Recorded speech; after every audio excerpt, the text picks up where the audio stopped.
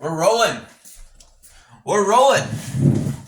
Whoa, whoa, whoa. Welcome back to the Broke Investor. My name is no more Crypto Antonio. I do not go by Crypto Antonio anymore because Crypto Antonio was related to a social media account, and we are just Digital Neon.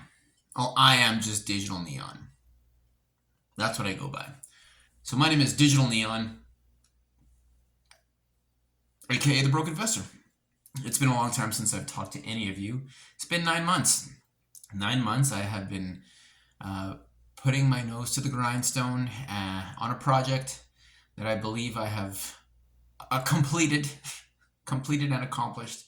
The work I set out to do is now done, and I can now do things I'm not good at, like making videos for the Broke Investor, because I'm getting used to making videos, and I'm getting better at making videos, and I'm getting more fond of making them.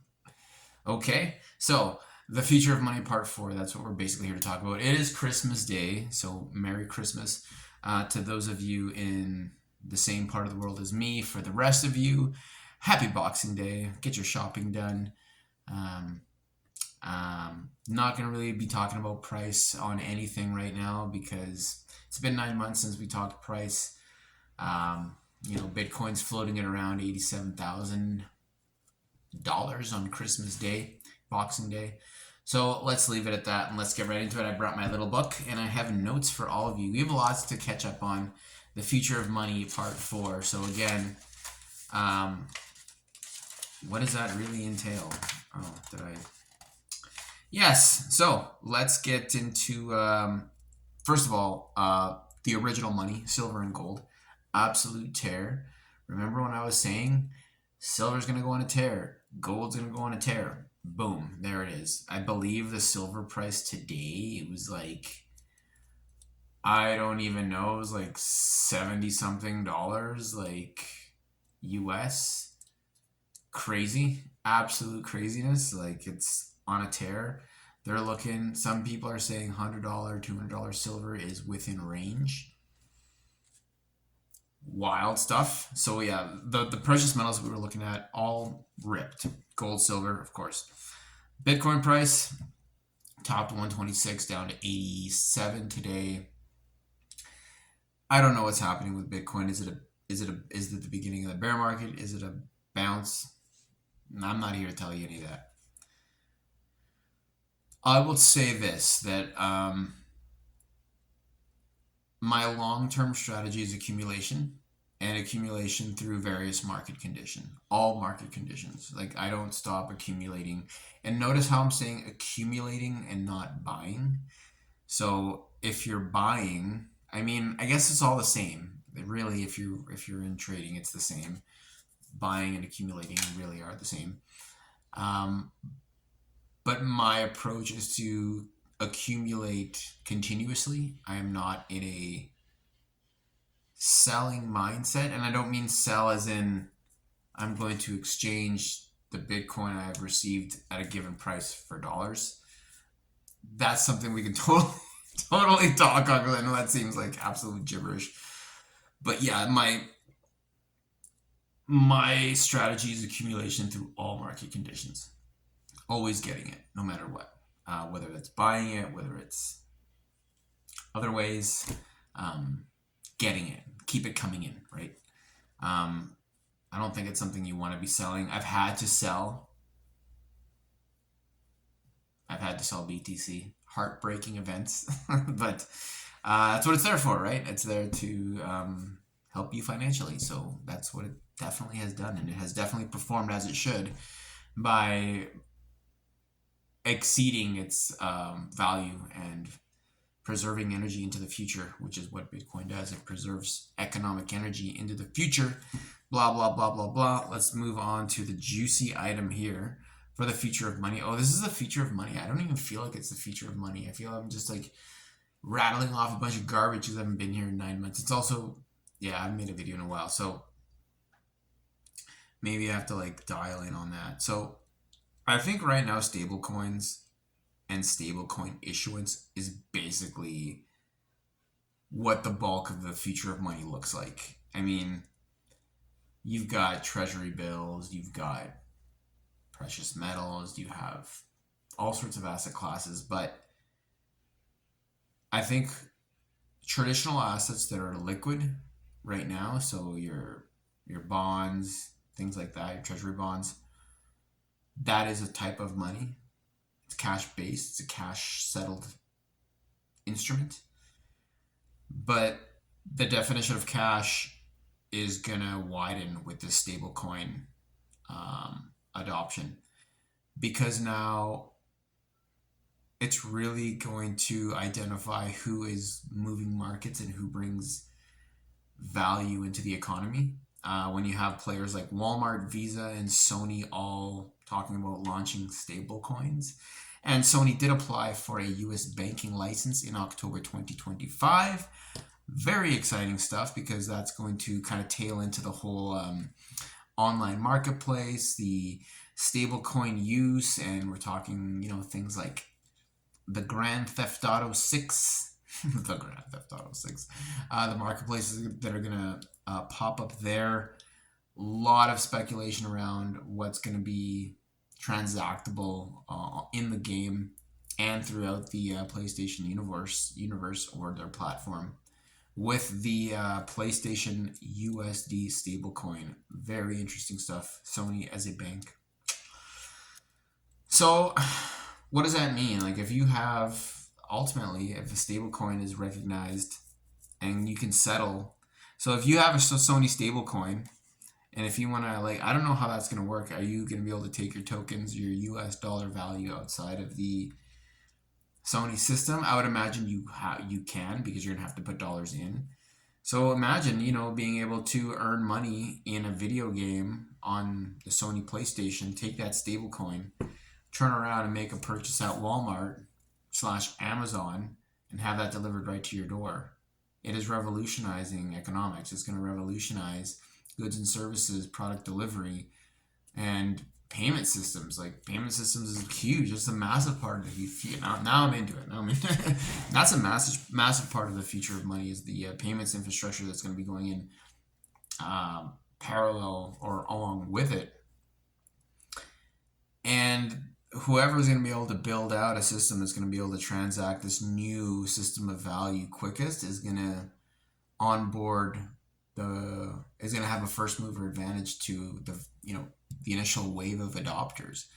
And you can say you could be in this digital asset space since 2021, 2017, 2013, 2009, whatever.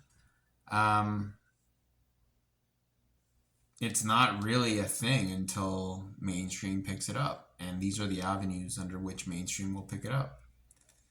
We see, again, central banks all over the world initializing plans and revealing plans and even amounts of crypto and digital assets on ledger, on books, as they buy in. Institutional demand, that's always been a thing. We've always said institutional demand. And institutions carve out what standards usually are, right? At the national, international, at the infrastructure level, basically.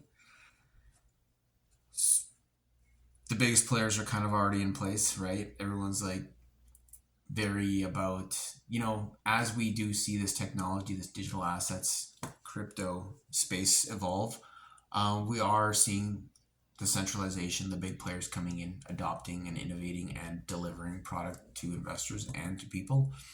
And we also have the privacy movement, the original kind of, independent digital cypherpunk kind of approach to digital assets.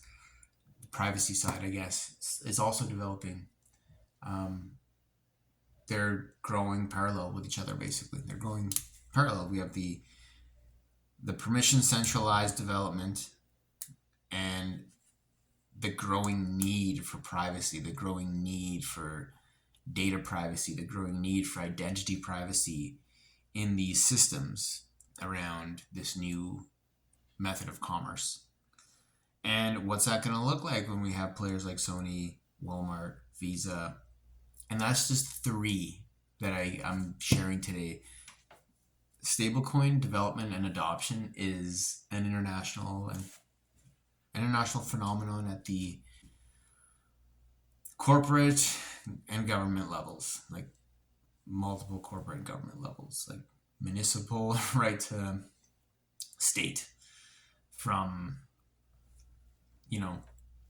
independent retailer, independent operator, even microeconomical businesses to transnational businesses are all looking at this infrastructure. Like the entire world is sitting on this.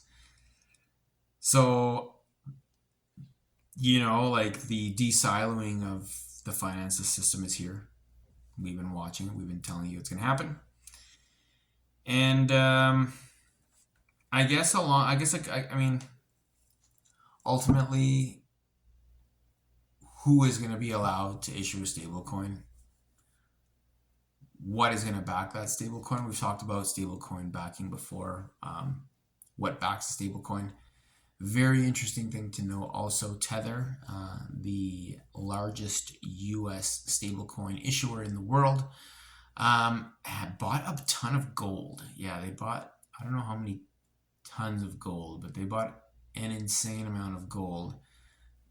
They bought an amount of gold that's larger than like Greece or like a lot of European countries. And people poo-poo that and say, oh, those are just small countries. But ultimately, that's something to note when you have a stablecoin issuer that has stablecoins issued around the world backed by various assets now buying massive amounts of gold. Something's going on there, right? And that's why we always kept this channel. I always felt that precious metals and this digital world were going to be connected. There has to be some sort of interconnection there. So the future of money, like what does that mean for the average person walking around with a wallet full of 5s, 10s, and 20s, 50s, 100s? I don't think it means too much for them right now, because ultimately, I think it depends on how you think of money. And I think if you're here, you're curious and you're wondering what. Because if you think of money as just something you get from an employer or from these transactions you do in cash, cool. But the new economy is not based. It is related to that, but it's not run like it. And it's very frustrating to try to explain when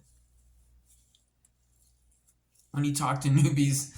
So I'm gonna just leave that there with that. I'm gonna move on to another really good thing that we're seeing is a lot of professional organizations are popping up in the digital asset sector that are very much into collaboration with industry, financial professionals, regulation, developers, etc.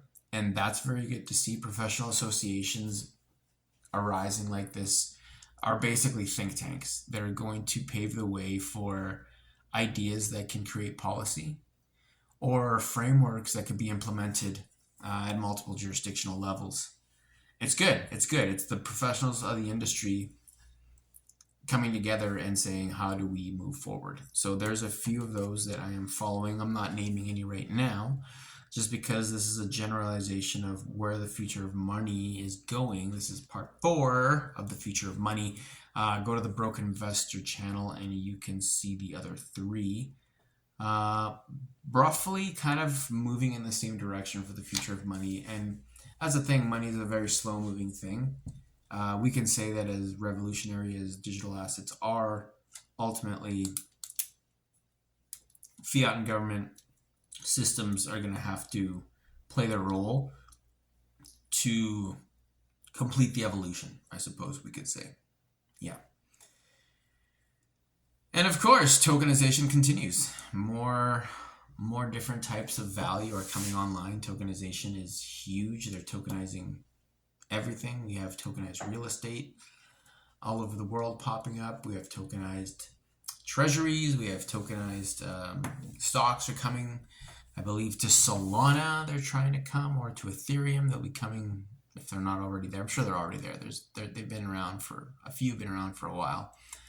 But the 24/7 stock market is coming, and that's going to be another interesting way. Tokenization is going to be another really interesting way to transfer value and identify value. So let's say, I think I've mentioned this in the previous Future of Money videos before, that if you have, let's say a share, a fractionalized share in a luxury hotel in the Middle East on a given blockchain, we can prove your ownership,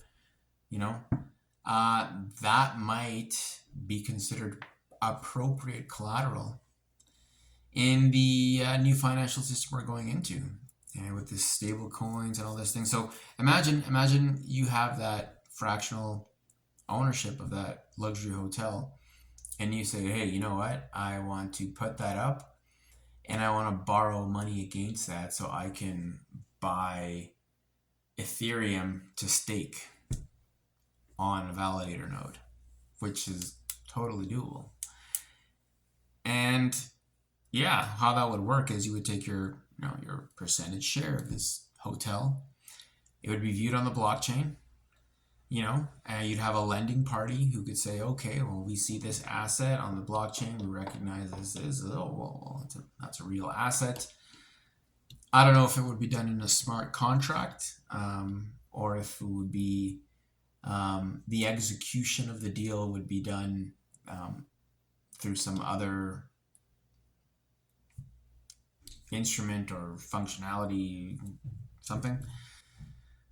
So then you got your fractionalized asset, you got your lender. Lender says the asset's real. He says, okay, I will lend you X amount of dollars. You take X amount of dollars, you buy, Ethereum, you stake the Ethereum, and then you start paying back the interest on the loan, the principal on the loan with the staked Ethereum, while still holding all the assets. This is money. This is value transfer. This is lending. This is infrastructure. This is all coming together. It's all in play now, right? And it's going to be, I guess it's just going to become more accessible to everyone as it continues to deploy, right? And it's going to be a matter of time. I think the biggest hurdle with this whole revolution that we're going to see is old model financial systems with strong footholds in jurisdictions either having to exist parallel to that, or just diminish market presence until they either beat them, or if they can't beat them, they join them, or some other dynamic in the market changes. But I see the traditional financial system really putting up a fight for things like that. It basically relinquishes a lot of control, and it takes a lot of money out of the pockets in terms of fees and transfers and commissions. And ultimately, that's what the new financial system is about. Streamlining. It's about making things less friction, making them frictionless, and just making everything more transparent. There's going to be challenges along the way. Privacy, data privacy, identity privacy. It's huge, and the conversation is happening.